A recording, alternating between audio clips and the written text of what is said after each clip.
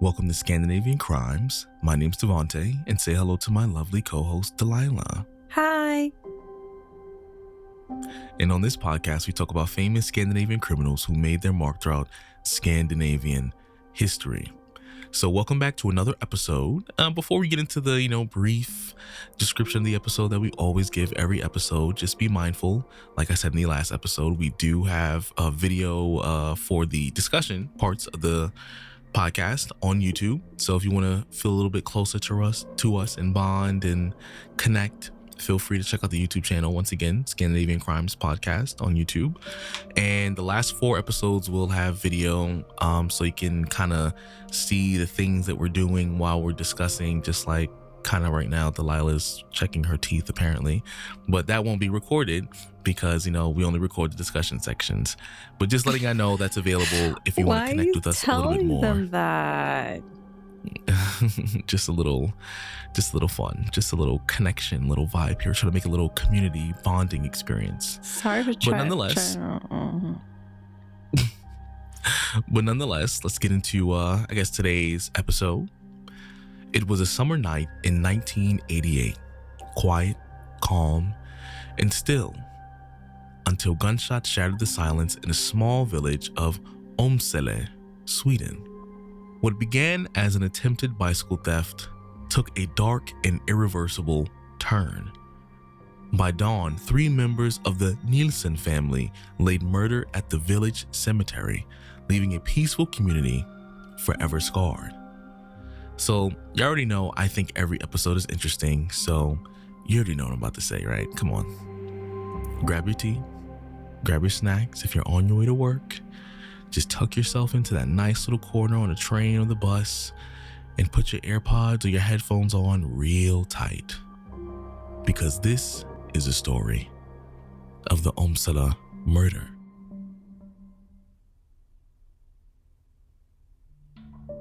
Sten, Eva, and Fredrik Nilsson were well-loved and respected family living in the tranquil village of Åmsele, located in northern Västerbotten County.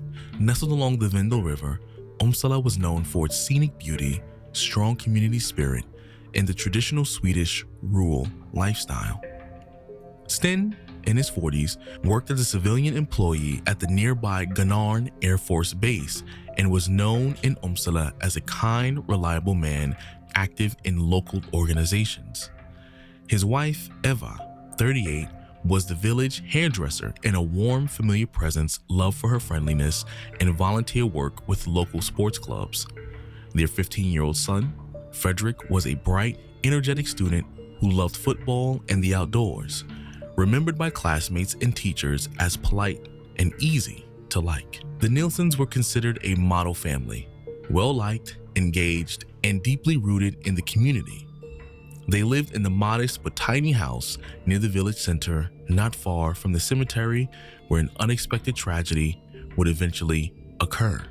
On the evening of July 3rd, 1988, 23-year-old Finnish drifter Johan Jakala and his 19-year-old girlfriend Marita Rundholm arrived at the quiet village of Åmsele. The pair had been drifting across northern Scandinavia, moving from town to town after a string of minor thefts. That night, their attention turned to 2 bicycles parked outside the Nilssons' family home. Johan, carrying a sawn-off shotgun, began tampering with the bikes, hoping to steal them.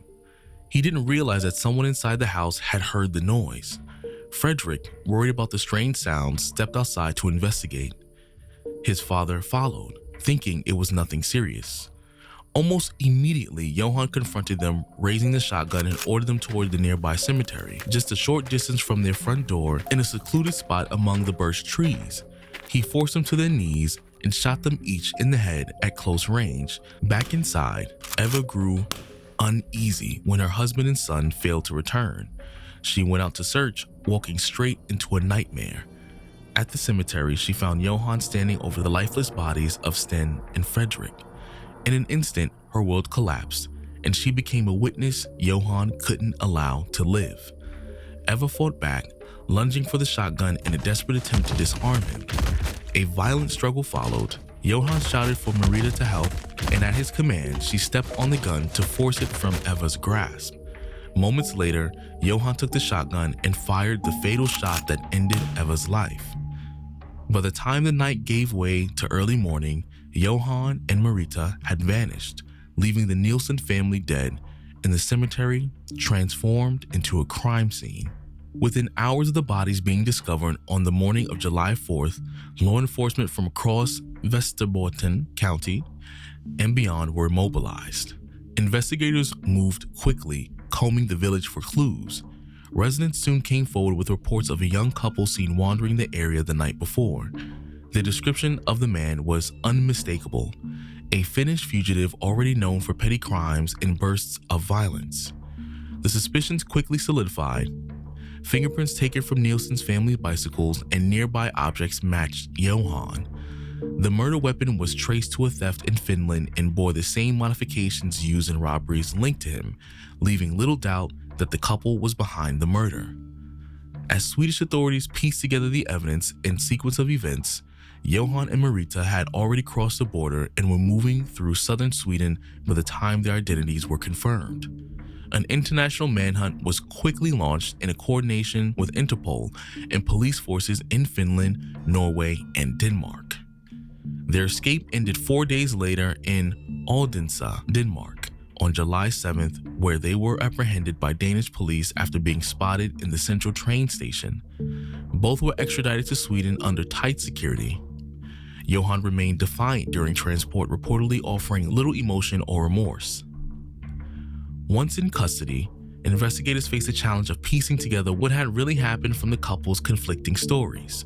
During early interrogations, Johan admitted to the murders but quickly began altering details, attempting to deflect responsibility from certain actions and cloud the sequence of events. He described the shootings in a detached manner, offering shifting explanations that left investigators questioning his motives and state of mind. Marita, by contrast, portrayed herself as a passive onlooker. She insisted she had no control over Johan and claimed she was too frightened to intervene. Her statements emphasized fear and shock, painting a picture of someone trapped in a situation she could neither stop nor escape. Yet her account often contradicted Johan's version of events, forcing investigators to sift carefully through their testimonies to uncover the truth between the two narratives. Evidence revealed that Marita had not only been present during the murders, but had actively participated, especially during the murder of Eva. According to forensic reconstructions and testimonies, Johan had ordered Marita to assist him in controlling Eva during the struggle at the cemetery. In one account, Johan instructed Marita to step on the shotgun to help pry it from Eva's hands, after which he fired the fatal shot. Though Marita did not physically pull the trigger, her compliance and presence at all three murders undermined her initial claim of being a passive bystander. As the investigation progressed and the case moved toward trial, Sweden watched closely. The legal system would soon be tested, not just how it handled Johan and Marita, but in how it reconciled justice with trauma and whether it could bring a measure of peace to a family and a village broken by violence. The legal proceedings that followed were as complex as they were emotionally charged.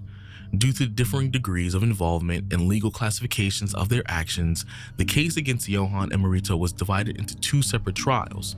Both proceedings took place in Sweden, but the judicial system handled each with distinct consideration based on the evidence and testimonies presented. Johan's trial was held in Åmsele District Court beginning several months after his arrest. Security was tight throughout the process due to the notoriety of the case and the emotional intensity surrounding it. During his trial, prosecutors presented a straightforward case. The murders were not impulsive, but deliberate acts carried out to silence witnesses. The defense attempted to soften Johan's responsibility by highlighting his troubled past, years of petty crime, unstable relationships, and volatile personality. But psychiatric evaluations ordered by the court were decisive.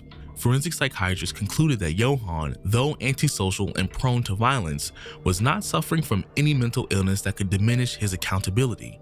He was fully competent to stand trial and understood the nature of his actions. Motive remained a key issue. Prosecutors argued the murder stemmed from a calculated decision to eliminate witnesses after a failed bicycle theft, with Eva's murder seen as an attempt to prevent identification. The court agreed. describing the violence as both cold-blooded and completely unnecessary. The court found Johan guilty of 3 counts of murder. He was sentenced to life imprisonment and permanently banned from returning to Sweden after serving his term. Marita was tried separately and facing significantly lesser charges. She was charged not with murder, but with accessory to assault, a legal distinction that would go on to provoke both public outrage and legal debate. The prosecution's case against Marita centered on her involvement during the critical moments of the murder, particularly the murder of Eva. Witness statements, forensic analysis, and Johan's own account revealed that Marita had handed Johan the gun during the confrontations with Sten and Frederick. Most notably, during Eva's struggle to disarm Johan, he allegedly ordered Marita to step on the shotgun to help him regain control of the weapon. Despite this level of involvement, the court ultimately concluded that Marita did not play a decisive role in the actual murders. Her defense argued that she acted under emotional duress, influenced by Johan's dominant and violent personality, and that she did not have the capacity, either emotional or psychologically, to intervene or escape the situation. The court accepted the narrative that Marita was complicit, but only to the extent of assisting in an assault, not in the intent to kill. Marita was then sentenced to 2 years in prison for accessory to assault, with the court emphasizing that her actions did not meet the legal threshold for accessory to murder. She served her sentence in Finland under a transfer agreement between the 2 countries. The legal outcome provoked widespread debate across Sweden and Finland.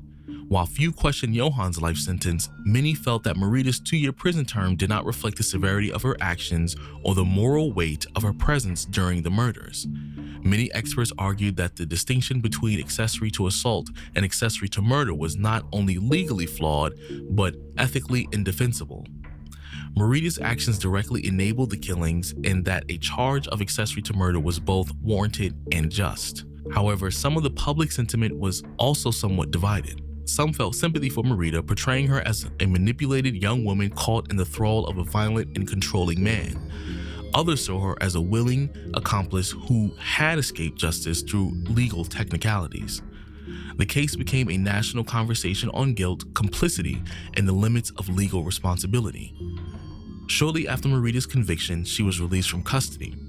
Although she had been sentenced to 2 years in prison, most of her sentence had already been served during the pre-trial detention period. Following her release, she returned to Finland and faded from public view, with limited information about her later life ever made public. Johan, meanwhile, began serving his life sentence in Sweden, but was eventually transferred to Finnish prison. In Finland, Johan made multiple escape attempts that reignited public anxiety, and over the years, he became known as a serial escapee. His most widely publicized escape occurred in 2002 when he managed to flee the Finnish prison and cross into Sweden through Haparanda, a border town in the north. The escape triggered a major manhunt across northern Sweden. Police warned the public to stay alert. After days of pursuit, authorities caught up with him near Piteå, where he was apprehended following a high-speed car chase. The spectacle of his arrest was broadcasted across national news. In 2008, Johan was granted clemency by Finnish authorities and released from prison after serving approximately 20 years. His release sparked renewed controversy and public debate in both Sweden and Finland. Johan changed his name several times after his release and attempted to distance himself from his past. In the years that followed, the legal handling of the Åmsele murders would be studied in law schools, debated in political forums, and cited in discussions on criminal justice reform. But the families of the victims, no legal outcome could erase the pain or restore the lives that were lost on that summer night in 1988.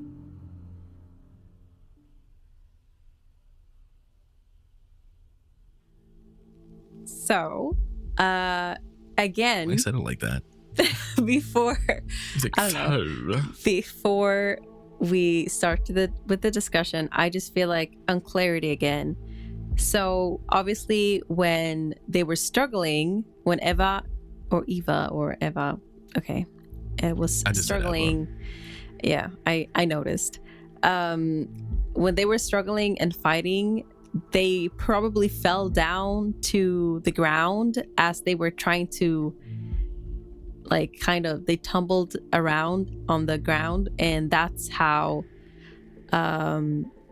she was able to like, Marita was able to stomp on the gun to kind of take it away from the grip of Eva. So I feel like I didn't really specify that too well. It just escalated. It did escalate very quickly. But I just wanted to clarify that. So, as you probably... Before we jump in, I want to say this so badly. This, and I'm not referring to the, obviously not the victim's family. I'm referring to the Johan who committed the murders. He's a moron, bro. Like, it was such, I get that he has antisocial personality, whatever. It's like, over a bike? What did you think was gonna happen? You was already on the run, and then he brought so much attention to himself over bicycles? I think just his mental state in general was just very, to me, it just sounds like he was very aggressive, and he was used to being aggressive, and he did a lot of he did a lot of thefts and crimes, and he probably did shoot people. I don't think he cared. I think he just didn't want to have any witnesses and deal with it. Which I get that. It's just, but it is a very huge escalation. There was no motive or nothing. He just was like, I don't want to deal with this. Death. Right. And then I'm like, now you made the situation far worse for yourself versus either, let's say even he just knocked them out and just left them in the cemetery. He would have got lesser charges. It would, like, you know, and even then they probably wouldn't have put as much effort into finding him because it was only an assault charge. The second you murder someone, you just amped up the case by 10, and now they're looking for you. And I'm like, you're the reason why you got caught, because you were so impulsive. Maybe he thought that I have to kill because they were two against him, and then passive Marita or whatever. One of them was a child. One was a man, one was a child. He was an athletic child. He liked soccer and, you know, all that. He's not going to be, I'm saying, like, in terms of, on average, a 15-year-old is not going to be as strong as a 20-year-old or a 30-year-old. So that's what I mean. Like, I don't even know how old Johan was. How old was he? 20? He still was an adult, and he was an adult with a gun. So it doesn't matter the power dynamic. He had the advantage, you know? So it was just like, he just made the situation worse for himself by being so impulsive. And then now that's the mechanism in which he got himself caught, because he couldn't control himself. But that's just me. I'm just saying, I think he was really stupid. But I just also agree with you that it felt it's such a huge escalation. Usually people who are stealing, they like to, you know, they prefer not to kill, because obviously it's going to be, you know, usually they can hurt but not kill. They usually don't like it. So that's why it was very like, whoa, very escalation here. And I understand what you mean, but, you know, I think he probably just felt like he had to, because there was no other way. He was already running away from multiple other charges. So maybe he felt like there's no other, like it doesn't matter anymore or something. I mean, at least from what I understood, none of them were murder charges previously. Not what I could find. It did only sound like it was like regular theft, but he was stealing the gun. It was a stolen gun from another robbery, but it didn't seem like he killed anybody there. So that's why I was just like, even maybe, when he got, I don't know. Because even when he got caught and then they extradited him to Finland, he was only serving time for the murders, I'm like, that he committed in Sweden. So I was like, so clearly he didn't have any other charges that were worth serving. Then, like, armed robbery, okay, cool. Like, I have a gun, give me what you have. He didn't kill anybody, which means he only killed his family. It seems like he only killed his family over bicycles, not even money. Not even like millions of dollars. Bicycles. Yeah. I have no idea why he thought it was that he had to do it. I just assume. Like, I don't know. I thought that was very strange too. It was like a huge escalation. So I agree with you. I think that was very sudden. But something that also I thought was very, I guess, strange was the sentence. I thought that his sentence was like understandable. Right. But Marita's sentence was a bit different in a way where it's like she was participating even though they can't prove that she intended for the murders to happen or not. I still feel like 2 years, and it was less than 2 years, was a little, like, it was too little, I guess. Mm-hmm. And legally, I get it. I get why they had to do accessory to assault and not accessory to murder. I get that. I just feel like, I don't know. It just felt like it was a little bit too easy. Because she was actively, if you think about it, she was actively helping to partially stop Eva having the chance to survive by stepping on the gun. And also, even though, like, I feel that like it's, she had too much involvement for it to be accessory to assault. I will say this, because this is the issue we have currently, at least over here in our legal system, right? So we have like this huge disparity when it comes to sentencing, because in our legal system, even if a woman and man were to commit the same crime, exactly the same crime, women typically get a lesser sentence, right? But that comes with like there's a whole deep dive thing you can get into it, how like women are not deemed as threatening as men. So often their charges will guaranteed be lesser because they're not seen. It's the way that the society perceives them. So it's, I don't know. I guess that's probably what the issue is with this one. They did say that. Like, a lot of people was like, oh, but she's so passive. She's just a bystander. She was just swayed by his dominance and aggressive nature. Yeah. And like, to some degree, I get it. She could have been scared. She could have been like, she didn't know what to do. But also, she was there for every theft. Like, everything. Since like they were running away from all of it together. Yeah, because often society views women as a whole more as victims than people who can actively, be a part of crime, be perpetrators. So even when like there was cases over here involving, like, let's say like drug rings or even sex trafficking, often they'll think, oh no, the women, obviously this doesn't apply to every woman involved in these crimes, but there'll be cases where the women are completely complicit. And then even on top of the complicity, people will still deem them as victims almost. It's like society only views women as victims.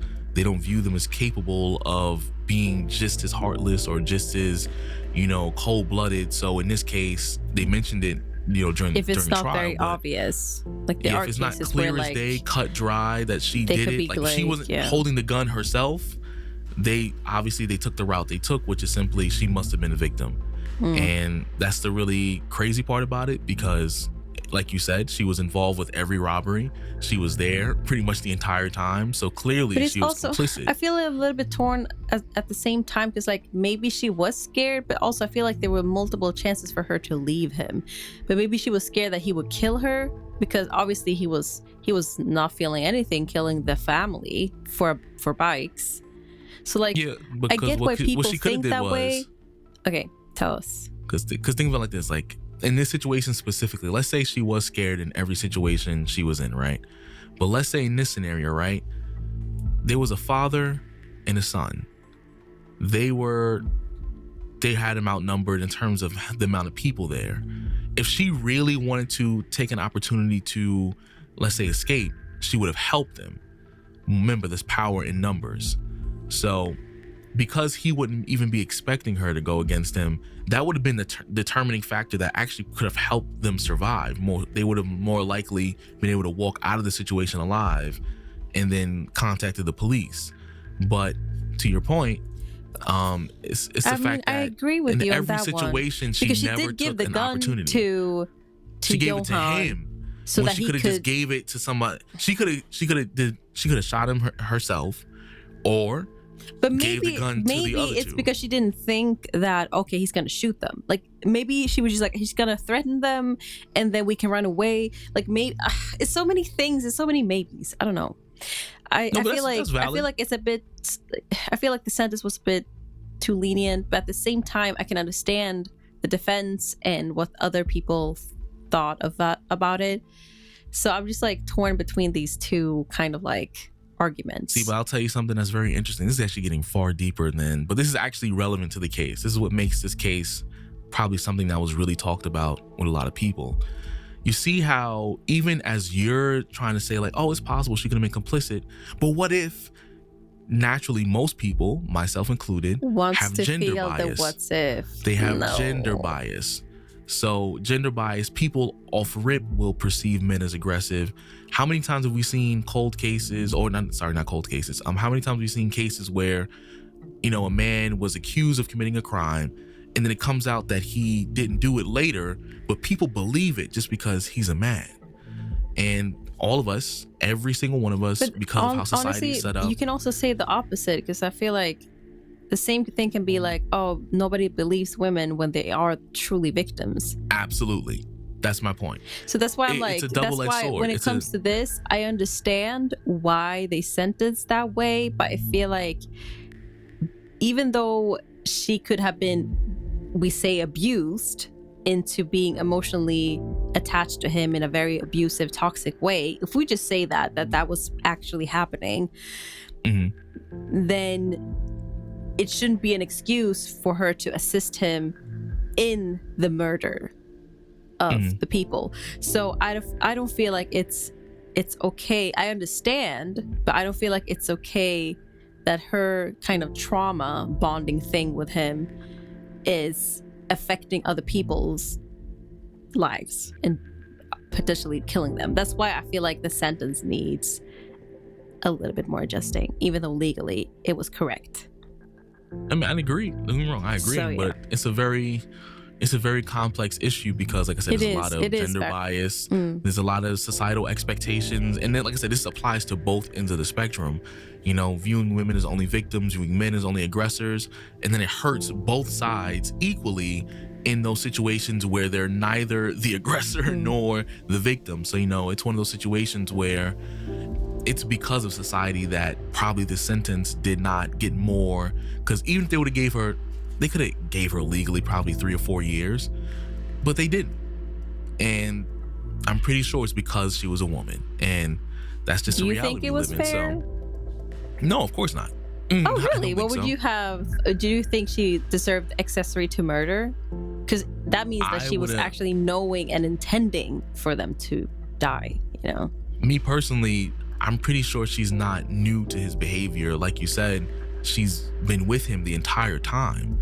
And I'm pretty sure, and she didn't even, at least from the details we have, it doesn't seem like she was shocked or, you know, and at no point did she mention, oh, I'm shocked. The only thing she mentioned, at least what we've seen in the case, is that, oh, I was in a situation where I couldn't do anything, but didn't really mention the, oh my God, like this was, he's never done that before. Like, because then maybe, but the fact that it was never really brought up kind of implies she's aware of what he's capable of. He may have never done it previously, but I'm pretty sure she was aware. So I at least would have gave her another 2 years on top of that, at least. But do you think the accessory to assault was fair to give? Or do you feel like it should have been accessory to murder? Because at least by U.S. standards, and I'm a little different. Maybe I'm a little more aggressive. I know. You are a little bit aggressive, but I like to hear your opinion. But at least accessory to assault, I don't think that's the case. She definitely handed him the shotgun. That's accessory to murder. You know, that's like me giving somebody a gun and then they shoot somebody 5 minutes after. I'm an accessory to murder over here. Like, what do you mean? So they technically downgraded her charges just to give her a lesser sentence, at least in my opinion. So I think she definitely should have had more time. And there was too many factors. And be sentenced to murder, accessory to murder. Yeah, she should have got more time for sure. Because that was a deciding factor. She had choices in that moment, and she didn't take it. So that's just me. What did you think about Johan's like escape attempts? Like, he made multiple ones. I was just like, you need to chill, Johan. Even though it didn't really give him any added years of like reconception of I can't speak. Any added years of his sentence. It still was just like, why? How was he able to escape multiple times? By the way, and also they were so lax. Because you know what the issue is? Because he was in prison in Finland, right? He was in prison in Finland. He went from Don't they have Sweden an open, to Finland. Doesn't Finland have an open prison system? So basically, it's not like here in the U.S. where you're confined. Like I'm pretty sure in Finland they have an open prison. I don't know when it was implemented, so I might be wrong about this. What's an open prison? Like, is it? Do you mean so like open prison system is like it's far less strict than in the U.S. Like an open prison system is like they can have jobs, they can kind of have a life. You know, they can roam around in, designated areas. You know, they have much more freedom. And the reason that is because it helps them rehabilitate back into society. So that way they're not like over here where when criminals go to jail, they don't know how to function in society anymore. So they're more likely to recommit crimes. So that's what an open prison system is. But I'm pretty sure Finland has an open prison system. I don't know if they had it in 1988. But I think I think maybe during the time when he was escaping, which it was in multiple occasions. Maybe that's when they started. In 1988. At least from what I see online, it says open prison systems existed in Finland since around the 1930s. But I wonder if it was for murderers too. Really? Yeah, I thought it was like for smaller charges. However, the system of open correctional institutions as permanent institutions was more formally established in 1975. So almost 10 years prior to him being... So yeah, they have a more open prison system. Maybe it wasn't as established with security and stuff like that back then. And now they probably have like more measures for that and stuff. Well, that's kind of what open prison systems are for. Do they have a little leg thing? What's it called? What's it called in English? Those little leg thing, the antlers, woo. There's like a little ankle alarm thing. I don't know what to call it. I don't know if they have alarms. That I don't know. But open prison systems are designed to be minimum security. Like literally. But how do they know where they are and stuff? I mean, like I said, the goal is to treat them as human beings, which causes them to be less likely to commit crimes, which overall, like I said, studying this in school, overall, they do have a lower recidivism rate. I think not in the world, but I think they're like top 5, if I remember correctly. That might be different. I don't mind that system. I just was like, I don't know how it works, and I don't know if they do it for murders, but now you really verified that for me now, so I had to look it up. I actually don't know if how long ago they started and everything, but now I know. Yeah, so they allow the prisoners to work and study and participate in like community related things, so they don't have to stay in the prison all day, which I was like, how did he escape? But then I'm like, oh yeah, I forgot Finland probably has an open prison system, and he probably was in a minimum security area and probably was like, oh, I'm gonna go to work, and then stole a car, which is an added charge, which they did not charge him for, by the way. Which no, the thing is, listen. When it comes to both in Sweden and Finland, by the way, like they allow to like punish them like administratively. So basically, they don't have any privileges, or they can get higher security. Like they can be placed in a tighter security cell or whatever, but they don't really unless add other crimes it to are committed. But Grand Theft Auto is a crime. That's my point. A high speed chase is literally negligence. Those are crime statutes. So how did he not get extra time on top of the 20 is beyond me.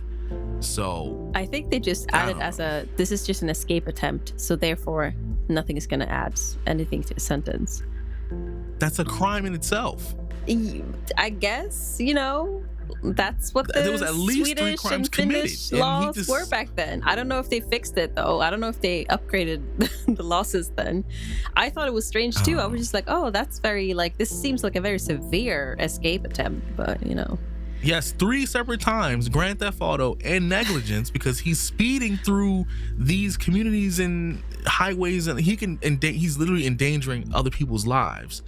I'm like, that's reckless driving. That's another charge. Like I said, there's like at least 3 or 4 charges he committed just escaping 3 separate times. And they didn't add any extra years. It was like, no. I don't feel like they changed his like lifestyle administratively either. I feel like they just kind of like, let's just go back to teaching you how to just calm down. I mean, eventually when he was freed, it sounded like he was just living a normal life after that. That we know of. Remember, he changed his name. Yeah. Oh, you're right. Yeah. So, either way, I don't know. Sorry, this ended up being way too long. Sorry. Yeah, this was... We got into a heated discussion there. Yeah, because I'm just thinking about, like, it wasn't just Marita who got the lesser sentence. I'm like, they didn't even add the years for the prison escapes and the things he did while he was out. But either way, yeah. Let us know what y'all think, man, because this is an interesting case, because this is out of control in a lot of ways. Layers. I feel like, yeah, multiple layers, a lot of things going on here, especially involving Marita. But y'all let us know. How do y'all feel about this case? Do y'all feel like Marita should have got a longer sentence? Do you feel like they should have added charges for Johan's release / escape, you know, due to all the multiple crimes he committed while escaping? Y'all let us know. And of course, as usual, we will be ending the episode on a good note, on a positive note, to keep our spirits lifted and talk about really good food. Delila. I would like to have soup. I would like to have oxtail. I would like to have lobster tail. I would like to have crab. I would like to have seafood boil in general, and some nice freshly baked bread, garlic bread preferably. Maybe some cornbread on the side, you know. I should probably have some salads for this. Yeah, add some salad to that too. I want to go to a restaurant in Harlem, Ricardo's Steakhouse. They have this really good bread that is like super good. Texture is amazing. Lovely. Their lamb was pretty good too, so I definitely want some lamb. Is it a steakhouse or? It's technically a steakhouse, but they got other things. Yeah, you know, that'd be good. Some curry goat would be fire with some white rice, some rice and pea. That would be fire. That sounds nice, you know, actually. Yeah, actually, you know, I'm kind of hungry. I know, but I'm just gonna chill there. You know, I'm not gonna be fat today. It's fine to be like not fat, but like, I mean, you can be fat too. That's fine. But I mean, like, it's fine to just crave food. Like, who cares? Good old big back. But yes. I hope you enjoyed today's episode. And like I said, feel free to reach out to us on social media and on YouTube, where we have the video discussions recorded. So you'll see me visibly saying this to the camera to you. And we shall see you in the next episode. Peace out. Bye.